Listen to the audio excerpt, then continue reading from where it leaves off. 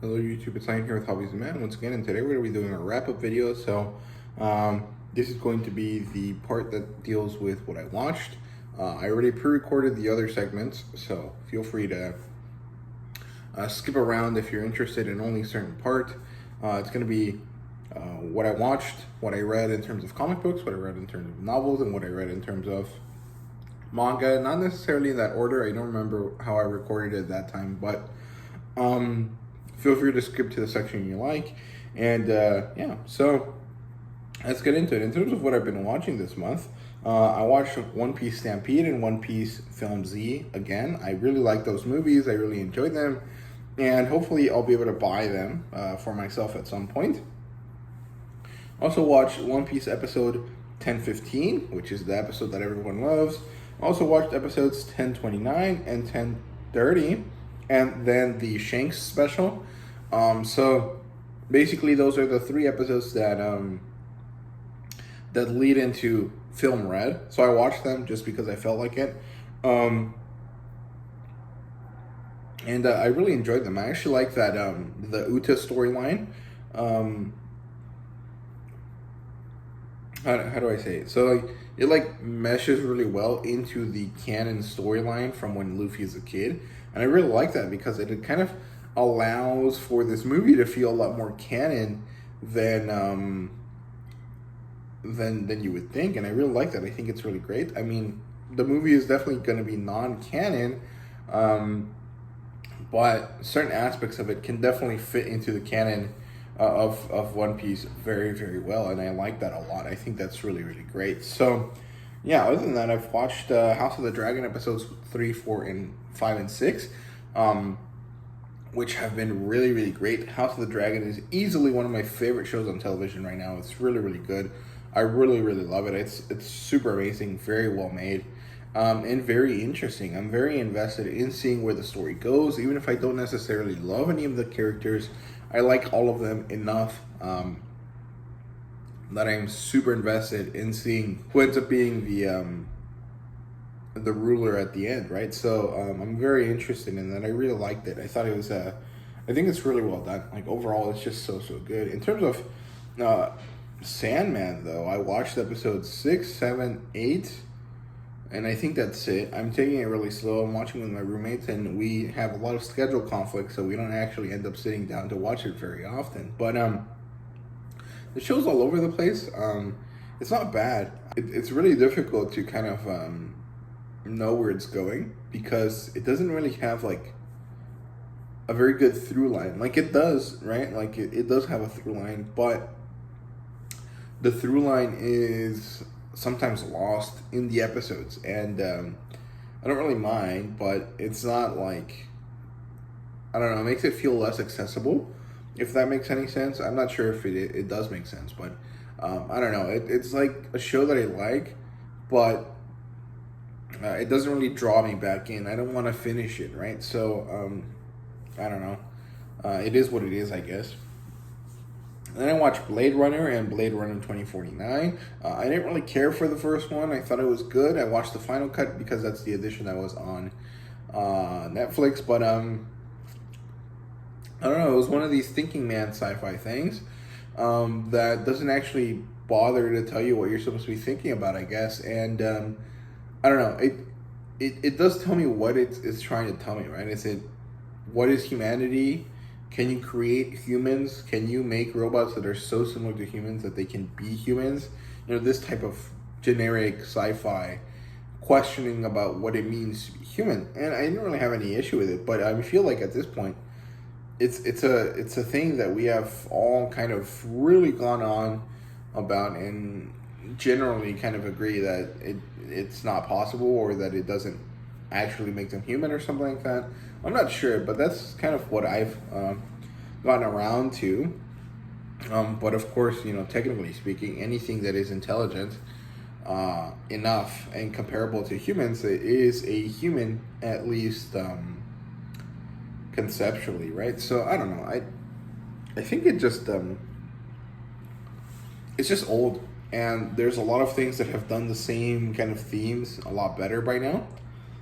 So the first Blade Runner is really like it's not must see movies or anything like that. I mean, it was at some point, I guess. And if you're following the track of science fiction, you might want to watch it at some point, anyways. But which is why I watched it. But it's not really all that good anymore. But Blade Runner 2049 is much better in my opinion.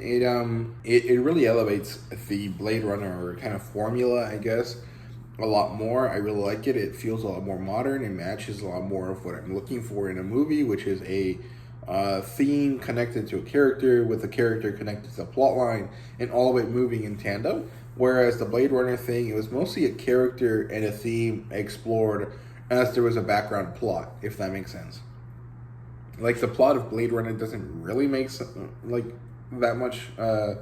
Like it does make sense, but it's not very important. What is important is Deckard's kind of realization and him falling in love with the robot lady and shit like that. So yeah, but Blade Runner 2049 is a lot more like stylistically similar to what I'm looking for, and I really like that. I thought it was really good. It was a bit too long in my opinion. The movie was like 3 hours long, and I feel like it could have been 2 hours 15 minutes if they just cut down on a lot of the establishing shots and didn't stay on keep the camera on the actor for that long. But it is what it is. I had no real issues with Blade Runner. I watched a few episodes of She-Hulk and I dropped it. I don't like it. It's very bad. It doesn't really work for me. And even if it didn't work for me, it doesn't work for me because I'm not interested in the way that they handle the character. I feel like it's very unclear what it wants to do. Is it a girl power show? Is it a show talking about the difficulties of being a superhero in the Marvel world? Is it a show about women? I don't know what it is. I don't know what it's trying to be. And it doesn't really matter in terms of the MCU context. And so there's no reason for me to stick it out and watch it. And so I decided to drop it because it's not very enjoyable to me. I'm not really liking it at all. None of the jokes land for me. None of the attorney at law segments of the story work for me because they feel like jokes. They don't really even feel like Judge Judy or anything like that. They're just like I don't know, really stupid versions of like a court case, and it doesn't make any sense. It's not very enjoyable at all. But I know a lot of people do enjoy it, so it is what it is. I'm gonna stop watching it. I'm gonna listen to other people talk about it, and that's all there is to it. Then I watched Vox Machina, and I love that show. I thought it was great. I really like fantasy shows, and I feel like a lot of times fantasy shows suffer from low budgets, which is not really the case anymore. But a lot of times growing up, I really enjoyed fantasy shows, and they always felt crappy, right? Even though the story was good, the characters were good, the actors were good, all of the magical aspects of the story just didn't work, and they threw me out of the story because they just looked so bad. But in animation, that doesn't really happen, right? So Vox Machina takes that and runs with it, and it's a retelling of a campaign that the actors in Vox Machina had before. Because Matt Mercer is a DM and he had a bunch of friends that he was playing with. And Vox Machina is based on that. And it's really, really good. I really enjoyed it. I thought it was a lot of fun. It was very funny. It got really serious in the second half. And I enjoyed the first half more than the second half. But I enjoyed all of it very much. I really liked it. Then I watched RRR, the movie. I watched it in Hindi. I watched it on Netflix. And man, this movie is awesome. It's heroic fiction, it's historical fiction, it's power fantasy. It's like so many different genres, and at the end of it all, it's just a story about two bros and them trying to change their country for the better, and it's just so good. I really love it. I thought it was great. It had a lot of elements that I love, and even though it was a little bit ridiculous at times, it was all part of its charm, and I really liked it. Even though it was like super long, there's a very clear middle point where you can stop, so you can watch the first half and then finish the rest of the movie the next day if you don't want to sit down for 3 hours and watch the whole thing, right? So I think that's great. It's very well done. RRR was a masterpiece. It was really, really enjoyable. I definitely recommend you guys check it out. And the last thing I've been watching this month is Andor. So I've watched all 4 episodes that are out at this time, and I really enjoyed the last episode, episode 4. The first 3 episodes I liked, and I was really excited to see where it was going, and I'm really happy that it delivered. But I'm still not sure that Andor is like Star Warsy enough. Like, well, that's not true, because by the end of episode 4, we are definitely in Star Wars. We visited Coruscant. We have seen the politics. We have understood that there is more to this world, right? But there's a distinct lack of aliens and droids, and there really needs to be more of that Star Wars lived-in feel to it. And I think it manages to be Star Wars, but it is still too too distinct. It still feels too separated from the rest of it, though. But I'm very excited to see where it goes. I really like the characters. I'm really liking the style, and I'm very happy to continue to support the show because I'm really, really liking it so far. So yeah, that's all I watched. Now let's transition over to all of the reading I'm doing. So I'll see you guys in the next clip. Okay, and let's start with the comic books because they're the ones I want to get done with first. And I have a lot of comic books, so actually I was going to start with the physicals, but let's start with the digital stuff that I read this month first. So in terms of digital comics, I read Money Shot 1 and 2 and No One's Rose. And I thought I was going to read more digital comic books, but I didn't get around to them. So those are the only ones that I read. Money Shot 1 and 2 and No One's Rose. So I already did a review for each of them, but let me still talk about them generally. So in terms of like Money Shot, I think it's a fun, interesting story. It's basically like, it's Stargate-esque if the reason for Stargate was that there was a bunch of scientists that wanted to do science, but the government wasn't letting them, which is actually kind of a plot point in Stargate itself. But the twist here is that it's not this like hunt for resources necessarily. It's more like just scientists want to do some sciencing and they want to use this space travel technology, but in order to make money for it, they have to find a way to acquire funds because the government isn't giving it to them. So they decided that they were going to go into the porn industry, and that's all they basically do. And it's the story is about that part of the premise, but also about the weird shenanigans that they get up to for interacting with all of these alien races without actually having like a prime directive, like in Star Wars or in Star Trek. Sorry, I almost said Star Wars. So it's a really weird, odd, kind of funky ass story, but it's very fun, and I actually do recommend that you guys give it a read. It's very cool. I only read the first 2 volumes. There is a 3rd volume, but I don't think I'm gonna pick that one up because the artist changed. Rebecca Isaacs stepped away and someone else came in. I don't really like the artwork in that this new artist has. At least I don't like it for this series, and I don't really find myself caring enough to push myself through the dislike for the artwork. So I think that my journey with Money Shot ended here at the end of volume 2. Now, in terms of the other comic book that I read, No One's Rose, it's good. It's a kind of a self-contained story. The story is actually pretty good. It's about these 2 characters as they kind of grow and they develop this life in this biocity after the apocalypse. And these 2 characters are siblings, and they're children of a trader, and they're basically having to deal with that, but also having to deal with the realization that the thing that they want to do and the things that they believe in and stand for are not actually as good as they thought they were initially. And so it affects them and it changes them. It's a pretty interesting story, and it's really good. The art is pretty hit or miss sometimes, but generally it's really enjoyable, and I quite like that one. If that team ever decides to make another comic book, I would definitely like to check it out, as long as it's within the genres that I enjoy. So yeah, that was it for the digital comic books. Let's get into the physical ones. I'm gonna start with the floppies, and then we'll get into the collected editions. So, okay, so let's get into the physical floppies that I own. So, or that I read this month. So first, Gun Honey. This one's the first one. Yeah, it's the first one. The second one was supposed to come out here this month, but it got pushed back for a bit, which totally makes sense.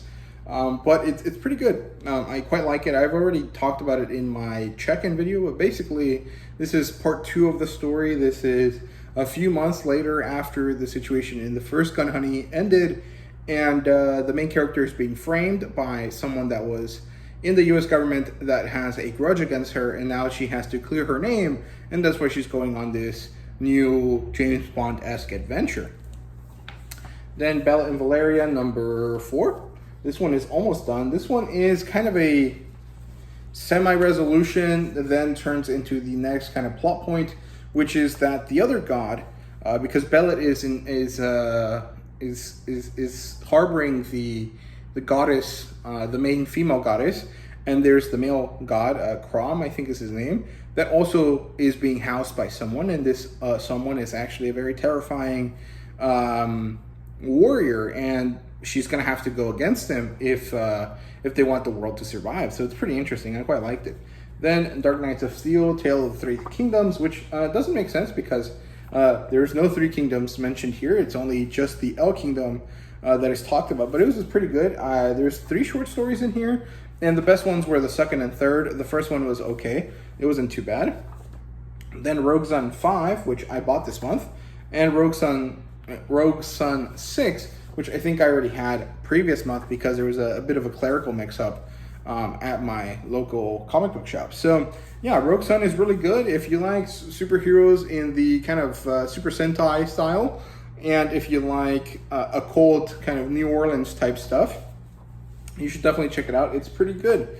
I also mentioned it in my Tokusatsu recommendations video that I did the other day because it is in line with things like Mystic Force and stuff like that. So yeah, if you know that Power Rangers season, you'll know what I'm talking about. But yeah, moving on, we have Moon Knight 15. I think the next one out is the annual, and yeah, there's nothing bad with this, but nothing particularly interesting to discuss at this point in the story. It's too far away from the initial premise that it's difficult to kind of talk about it without making major spoilers. And then I started a new series by Image, The Least We Can Do. This one is interesting. It's a high fantasy style story. It follows this girl who has the ability to channel energy through these crystals that exist in this world, and she doesn't want to use it the same way everyone else uses it. She wants to learn about it and how to use it in the best way possible, how to use it to help everyone instead of just help herself, like everyone else in her country seems to do. And it's pretty good. It's pretty interesting. The cast is pretty well-rounded and diverse, and I'm pretty excited to see where it goes. The artwork was also pretty nice, and I definitely recommend you guys check it out. It's a pretty interesting story. More Massiverse stuff, Dead Lucky number 2. This one continues kind of the premise. We're still learning about Dead Lucky and how she is dealing with this. Then we have the finale of Sweet Paprika. This one was really good. I probably will do a reread of the series and do a review for it either next month or in November. I'm not sure yet. And there's even a spicy drawing here at the back from Mirko Andolfo to kind of have everything come full circle. So Sweet Paprika was a great story. I really enjoyed it. And then we have Digitore's Fairy Tale, probably the best of the 3 fairy tale books that I read this month. The other 2 being Red Sonja, Vampirella, which is the last of the 3 and the worst one in my opinion, and Red Sonja Fairy Tale. So of these 3, the best one is definitely the Digitore's one. It's the most well integrated. Basically, you have these classic Dynamite heroines, Red Sonja, Vampirella, and Digitoris from John Carter of Mars. And each of them has been put into a fairy tale, and they are going through the situation in this fairy tale. And I think that the Digitoris one was the best. I did a whole separate video where I discussed all 3 of them in depth, so feel free to go watch that on my channel. Then we have the first issue of Vanish, which is by Donny Cates and Ray Stegman. So if you like the King in Black Venom storyline that they did a while back, you'll probably enjoy this. It has the same art style, and it's really weird. It's kind of gritty, but also very interesting. And this is the story of a Harry Potter-esque main character, and he ends up being the hero of the story, but then his life spirals out of control. He ends up being a really shitty guy, and out of nowhere, suddenly the evil people that he supposedly vanquished return, and now it's time to start up again. And that's why he has this kind of like what's called Spawn-esque looking vibe here in the cover. So yeah, I definitely recommend this. Vanish was a really cool story. It was really interesting. It's a very fun premise. It's not particularly new. I think at this point, Brandon Sanderson really paved the way for like what happens if the bad guys win kind of scenarios, and this is kind of a play on that. It's a pretty interesting kind of concept. So yeah, Vanish is definitely a series I recommend. So yeah, I might cover it on the channel, in a comics by the issue kind of thing, or I might not. I haven't really decided yet, but I might do it if it's interesting enough to me as it goes on, because I don't mind going back and rereading stuff. And the monthly schedule is really easy to keep up with. So yeah, then I read Titans United. As you guys can see, when it comes to DC and Marvel, I really don't catch any Marvel stuff, and the DC stuff that I do pick up is mostly just like Elseworlds type stories that don't really have anything to do with the main continuity, but that are still about characters I enjoy. So yeah, Titans United is Blood Pact. This is part 2, or kind of vaguely resembling the first part, which is just Titans United. In that one, they fight against Starfire's sister, who tried to come to Earth and take it over in order to provide more men for her military so she could fight some other alien stuff, if I remember correctly. In this one, they're fighting a mystical kind of enemy who is, I think it's the Church of Blood, and the main villain is Brother Blood, and there's some situation with Raven, so it's pretty interesting. I mean, I think it's pretty standard Teen Titans style fare, but I think it's good, and I really enjoyed it. I think mostly for the artwork. The story wasn't really like that well made in this one specifically, but it wasn't too bad. It was just kind of good enough to have the art carry it, and I think that's okay for comic books sometimes. It's just not all the time, right? So yeah, then we're back to some awesome top tier stuff with Barbaric Axe to Grind issue 2. And yeah, this one continues to be really good. And this one, they're battling this magical orc or ogre or goblin of some kind. I can't remember the exact thing, but they're basically fighting against this this evil thing from Owen's past, and it's really, really good. However, I do want to say that Soren, the witch character from the previous story, kind of falls to the wayside, and it's mostly just about Owen. And I think that Barbaric should do a bit more to expand into its secondary characters, because the secondary characters are only important if they're related to Owen. And in this case, there's a third character that is more important to Owen in the moment. And I think that they really should develop Soren's character a little bit more to have her be an equal to Owen. But other than that, there really is no complaints. I love this. The art style, the coloring, everything is great about Barbaric. So yeah, then I read some stuff I had in my backlog just to see if I wanted to keep it or not. And it's the Wastelanders. So let me actually do this way. So Wastelanders 1, Wolverine. The second one is Hawkeye. Third one is Star-Lord. Fourth one is Doom. And the fifth one is Black Widow. And I really didn't end up enjoying this series. Actually, it's not a series. It's just 5 different one-shots set in the same world that are not connected. And I originally thought that they were connected and that it was going to be a story that was about all of them at the same time, but was going to take a different focus for each issue, and that's not the case at all. And I really did not enjoy it. I really ended up actually disliking this series quite a bit, or this set of books quite a bit, because even though there's 2 out of the 5 are pretty good, the other 3 are just bad, and I really didn't enjoy it. I don't know, something about it just made me really decide to not deal with Marvel stuff anymore. Even though there are some things that are coming out now that I'm interested in terms of Marvel, I'm just not going to bother. I'm only going to collect collected editions, and only for specific characters if I bother to care about them at all. But right now, there really isn't any Marvel character in comic books that is really appealing to me because, well, the MCU does everything that I need in terms of Marvel characters, and it does it well enough, even if I don't like, half of what they're putting out right now. The other half I still enjoy, and everything leading up to the end of Endgame was awesome to me. So, yeah, and then the last thing I read, which is, I actually just read it today, is Sheena #9. This is about to come to a close, and I'm pretty excited about that one. In this one, she fights some Nazis, and I think that's what she's been doing for the last 3 issues. So, yeah, that's it for comic books. Well, at least for floppies, which is a lot of them. Let's talk about the other collected editions I have, and then we'll talk about the books and then the manga. So, in terms of collected editions, I have Black Science 1. I read it. I did a review for it. I really liked it.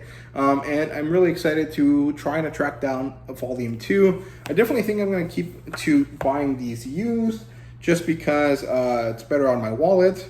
And I already spend a lot of money on comic books, as you guys can see from all the comic books I read this month. But Black Science is really good, and I really enjoyed it, and I definitely recommend you guys check it out. And another Remender sci-fi book, we're talking about Low, and this one was also really good. So the difference between these two is actually pretty clear. This is about an aquatic post-apocalyptic world, and this Black Science is about a Stargate-esque travel through dimensions that leads to some very concerning issues for a specific family. This one also deals with a family, and overall very good stuff. I like both of them. You can check out my reviews for each of them on the channel. And then Gemini, which is the complete series. It's only a 1 volume series, and it feels like it didn't finish the way it wanted to, and the authors kind of make it clear that that's kind of what happened at the end. But overall, it was pretty good. I enjoyed it. It was an interesting kind of concept about this superhero that doesn't know he's a superhero, that is activated through a key phrase and only acts as a superhero while he's under the control of this organization. It's a pretty interesting concept. I don't really like it or dislike it. I just think it was an interesting concept, regardless of the execution, because, like I said, the execution didn't manage to finalized the way it wanted to, because it seems like the story was cut short for some reason, and that's all there is to it. So yeah, that's all of the comic books for this month. Let me reset, and then we can do the books and stuff. So all right, so let's talk about the books. So I had 3 books on the list, and then I ended up with a 4th one because my buddy Jacob Tanner sent me another book of his to review. I haven't started on that one, so I won't even bother mentioning it, but it will be on my TBR for next month. But of the 3 books that I had, the only one I finished reading already is Tarn's Man of Gore. I already did a review for it. Basically, Tarn's Man of Gore is a pastiche, a copy, a derivative work of John Carter of Mars, of the planetary romance genre, or of the Sword and Planet genre, which are basically the same thing. There's very little variation between the two, and the difference is vastly just personal opinion. And there doesn't really seem to be a clear, definitive way to decide if something is Sword and Planet or planetary romance, and there's a huge amount of overlap between the two. So let's just say it's both. But yeah, basically there's this guy. He is a member of society, but doesn't really feel like he integrates into society properly. And then he somehow ends up on a different planet. And in this different planet, in this different society, he feels like he fits better. And he becomes basically a Conan the Barbarian-esque superhero equivalent. And he ends up meeting a very gorgeous alien woman, and he becomes enthralled with her, he falls in love with her, and then he becomes a hero to the people of this world. At least that's what happened in John Carter of Mars, and that's more or less what happened in this first book. The issue with this series specifically is that after this book, it starts to devolve into more of a kind of philosophical slash kind of BDSM-esque type of situation that a lot of people find to be pretty horrifying and disgusting, and not necessarily because it's BDSM, just in general because of the problems that it causes, the ideas that it kind of posits are actually pretty despicable in the kind of modern sphere. But this first book itself is actually pretty good, and I actually do recommend that if you guys ever find it, out in the wild at some used bookstore, definitely check it out because it's pretty good. Of course, you could just, avoid the issue of like something becoming a concerning thing later on in the series and just read John Carter of Mars instead. But that one has its own set of issues that are a lot less concerning, but are still kind of relevant because of the time period they were written in. So, yeah, other than that, I've been reading The Rising Storm, Book 2 in the High Republic, or at least the adult novels. I know that the third adult novel just came out on paperback a few days ago, or actually literally just yesterday. I don't remember exactly, but I also know that Phase 2 is coming out here soon, and it's going to be the books that have the blue label instead of the gold one. So, just in case you guys need to know that. But, yeah, I'm about halfway through this. As you guys can see, this orange sticker marks the end of the book, and I'm halfway through the book. All of this extra material back here is just, promotional stuff and, adding an excerpt from the next book and stuff like that. So, yeah, this book is pretty good. It's a little bit more boring than the first one. I was really enthralled with the first one because there was a lot of action. And this one is the kind of middle part of the story. It's the lull in the story. And it's not that it's interesting. I just feel like I've been interested in other things over the month. And getting back into this and focusing enough to get a head start and get a kind of a full steam going is difficult. Because once I get into that kind of mindset of like, okay, I'm into this now, I'll finish the book really quickly. I just haven't been able to get there. So I still have a day or two to read this. So I will probably finish this. But if not, it doesn't really matter. I'll just keep reading it into the next month and review it when I finish it. So that's it for The Rising Storm. And the last book that I've been reading this month is Hitchhiker's Guide to the Galaxy. And to be honest with you, I haven't really enjoyed it. I'm only about 10 pages in. And so far, it just feels like a lot of description, and obviously because it's the beginning of the book. But I haven't really found anything about it to really be interesting yet. It just feels like a really ridiculous situation, which I understand that this is a satirical, funny work, but I don't know, it hasn't really worked for me yet. And I'm giving it like 50 pages, which is a quarter of the book. And if at that quarter mark at 50 pages, I don't really like it, I'll probably drop it because science fiction comedy really isn't exactly the genre that is most interesting to me. So, science fiction for sure. Comedy mixed into the science fiction, not really. But, that's it for Hitchhiker's Guide to the Galaxy. So, now let's look at the manga that I've been reading. Let's start with the digital stuff that I've been reading. So, the non-science fiction stuff that I read this month was Wano. I finished up all of Wano from One Piece, and I ended up actually catching up. So up to this video, I've read 1061, I think is the latest chapter, with that crazy introduction to that character that no one saw coming. So I've been reading Wano, and it was really good, actually. I'm actually about 3 weeks away from when I finished reading it. So I finished reading it in the first couple days of the month. And it was really good stuff, but I'm really behind. I'm about a month behind in terms of content for One Piece. So I think the day that this releases, a few days after that, I should have Wano Part 2. Then I'll have Wano Part 3 out at some point. I probably will have to split Wano Act 3 into 2 parts because it's just so big. And then I'll start doing videos on the stuff I'm caught up with, and then do some other kind of videos like I did at the middle of the story. So other than that, I've been reading a few different science fiction manga. So I read Dolly Kill Kill, and I didn't really like it. It's not really all that bad. I mean, it's more or less something similar to Glibnir or Yagan, or any of these like become the sci-fi monster thing so you can attack the sci-fi monsters that are on our world kind of situation. But I really didn't like this one specifically because there was nothing about any of the characters that I really enjoyed or found interesting.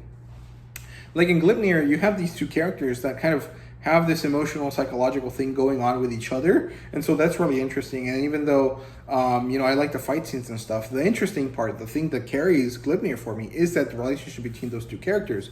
In Yagan, it's the fact that this guy is kind of dealing with this depression and anxiety and not realizing where he is and what he's doing, and he's developing this problem and attraction with all of these characters, and it's really interesting. But Dolly Kill Kill is just the edgy main character, and this edgy main character doesn't really work for me, and so I didn't really like it. Then we read Ashidaka Volume 1, and Ashidaka the Iron Hero is great. I really liked it. It wasn't really similar to anything I knew, but it was really interesting because it does have kind of, post-apocalyptic kind of wasteland sci-fi vibes to it, and it was really interesting. I also really liked the art style, even though the fight scenes were very difficult to follow because there were just so many limbs everywhere, because all the people in this world have multiple limbs that are attached to their back that are mechanical.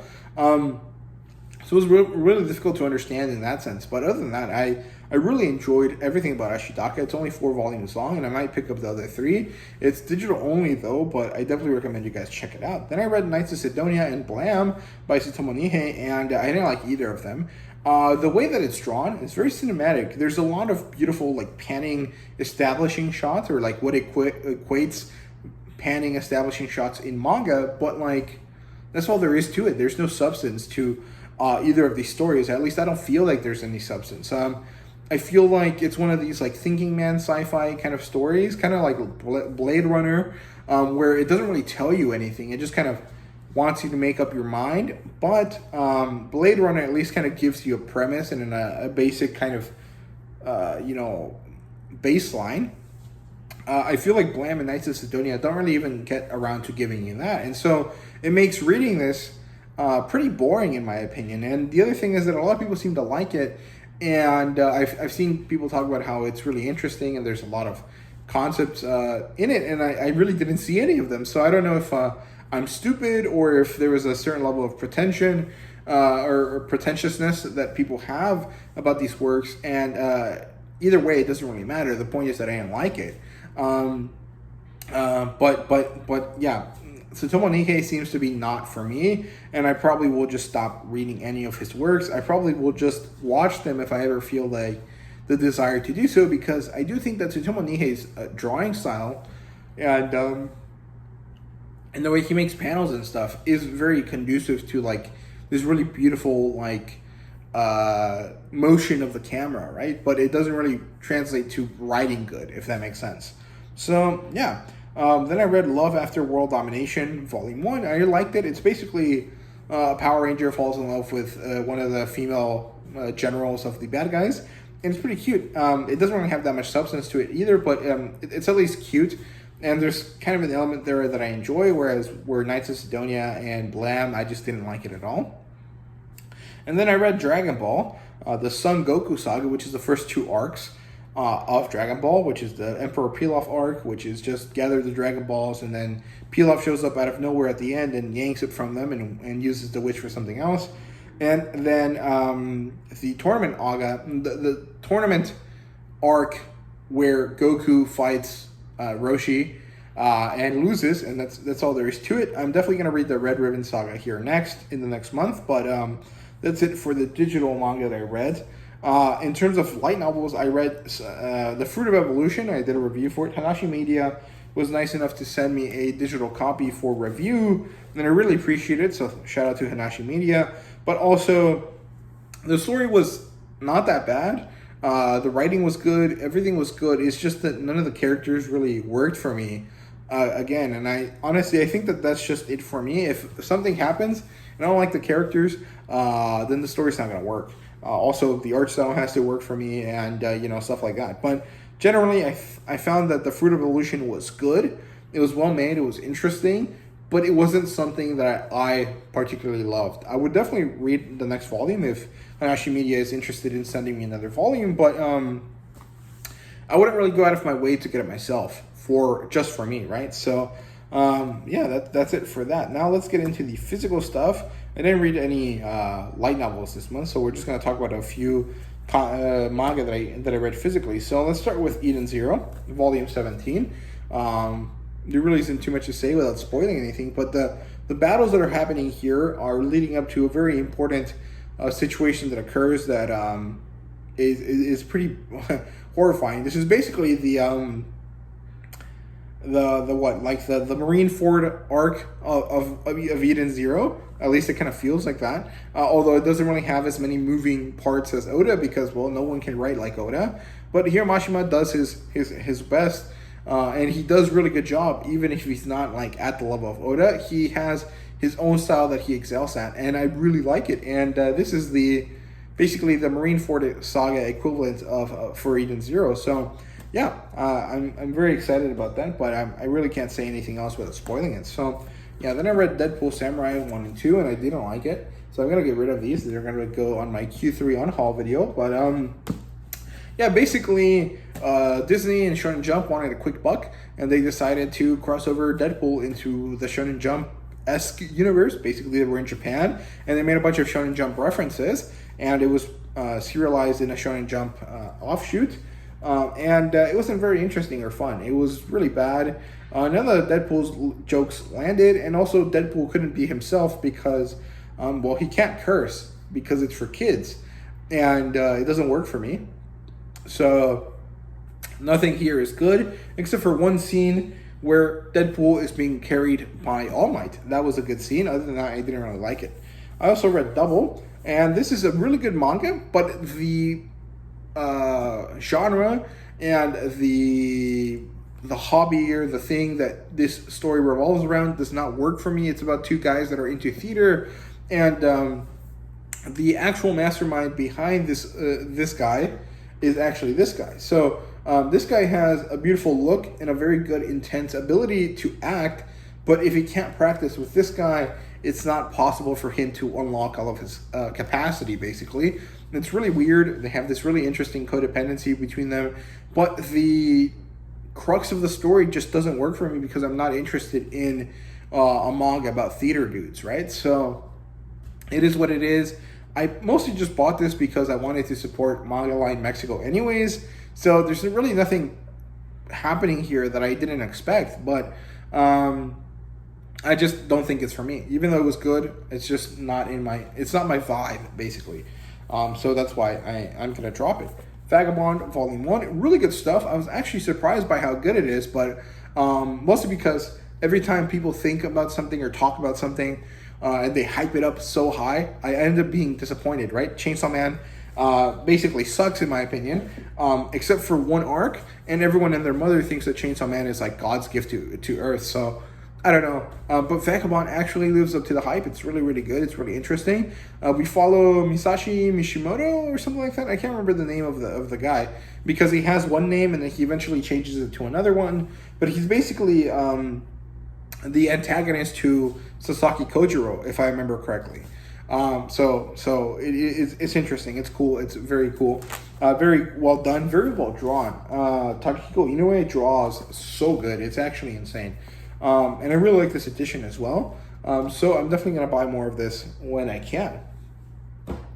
And then I read Way of the House Husband Volume 1. I really liked it. I thought it was really fun. It was really interesting. It was very enjoyable. It's basically about this guy that was a Yakuza member, and now he is no longer a Yakuza member, but he still takes everything seriously. And so he goes about doing household chores with the same intensity that he would go about doing Yakuza business. And so this ends up with a very weird, out of whack kind of tone for his actions compared to what he's doing. And it provides a lot of comedy, and it's really, really fun. There's a lot of misunderstandings here as well, and that leads to a really enjoyable experience. And the last thing here is Katsura Akira. This is a must-have for Akira fans, Akira Toriyama fans, but it's not available in English, which is a big shame. But basically, Akira Toriyama decided to make a few different stories, and he worked with Masakazu Katsura, who is very well known in the manga sphere, specifically with like out-of-print collectors, because he did a bunch of very interesting, very well-regarded series, and he does the artwork for both of these stories for Akira Toriyama. In the first one, he goes with a very bold kind of outline to all of his stuff. And in the second one, he goes with a more kind of serious style that you would see from like Setman or something like that. So, yeah, I have nothing else to say about this. It was good. It was 2 short stories, and both of them were entertaining in different ways, and I like them. And I think that's a must-have for Akira Toriyama fans. So I definitely recommend that you guys pester Viz until they release this. So yeah, that's all there is to that. So that's all I have to say about the stuff that I read this month. I hope you guys enjoyed the video. If you did, please like, subscribe, and comment down below. Let me know what you thought. And thank you guys very much for watching. See you guys later.